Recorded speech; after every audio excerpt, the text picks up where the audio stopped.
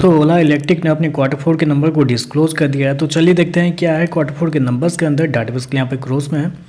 तो देखिए पिछले क्वार्टर में कंपनी ने 1045 करोड़ का रिवेन्यू जनरेट किया था ऑपरेशन के थ्रू। पिछले साल की बात करते हैं तो 1598 करोड़ के आसपास, जबकि अभी देखें तो गिर के 611 करोड़ कंपनी का जो रिवेन्यू है वो आपको जाता हुआ देखने को मिला। तो साल से साल जाते हैं तो साल से साल कंपनी के रिवेन्यू के अंदर एक बड़ी गिरावट आपको देखने को मिल रही है। लगभग बोल सकते हैं 62% के आसपास की गिरावट है कंपनी के रिवेन्यू के अंदर। जबकि क्वार्टरली बेस पे जाते हैं तो यहाँ पे भी कंपनी के रिवेन्यू के अंदर लगभग 40 से 42% के आसपास की गिरावट है। तो कंपनी के रिवेन्यू के अंदर देखें तो एक बड़ी गिरावट आपको देखने को मिली।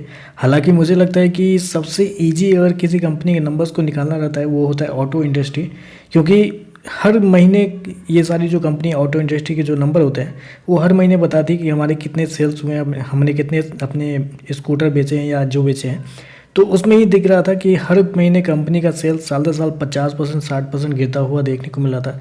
तो लग भी रहा था कि इस क्वार्टर में कंपनी के रेवेन्यू बहुत कम आते हुए देखने को मिलेंगे। वही देखने को मिल रहा है, कंपनी के रेवेन्यू के अंदर बड़ी गिरावट आपको देखने को मिल रही है। चलिए खर्चे क्या निकलते हैं वो देखते हैं। तो देखिए पिछले क्वार्टर में 1506 करोड़ खर्च किए थे, पिछले साल 1910 करोड़, जबकि अभी देखें तो कंपनी खर्चे 1306 करोड़ आपको जाता हुआ देखने को मिला। तो खर्चे देखें तो खर्चे बहुत ही ज़्यादा आपको देखने को मिल रहा है। मतलब यही प्रॉब्लम निकल के आ रही है ओला के लिए, जितना रिवेन्यू नहीं जनरेट करिए उससे डबल कंपनी के खर्चे जाते हुए देखने को मिले।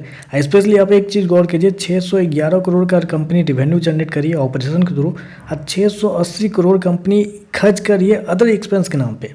मतलब जितना कंपनी का रेवेन्यू नहीं जनरेट हो रहा है, मतलब मुझे 100 रुपये का सामान बेचना है और 100 रुपये का मैं अदर एक्सपेंस ही खर्च कर रहा हूँ। ये कहाँ से कंपनी क्या कर रही है, ये यहाँ पे देखना पड़ेगा कि कंपनी के खर्चे बहुत ज़्यादा देखने को मिल रहा है। चलिए कंपनी का लॉस क्या निकलता है वो देखते हैं, क्योंकि बेसिकली लॉस मेकिंग कंपनी है ये।